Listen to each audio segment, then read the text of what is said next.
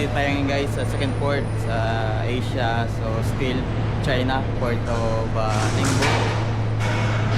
Port of Ningbo. Yan guys. So napakabilis ng operation dito guys, no. So departure natin wala pa ng oras. So loading, discharging.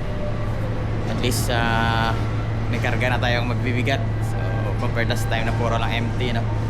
So guys, mabilisan kasi 7 cranes working non-stop. So yan na guys, kita yan na naman, lasing sila behind. So naglo-loading sabay lashing na rin. So next port, see you.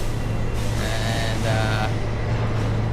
sana maka short live tayo, I hope so, kasi dito walang short live. So see you.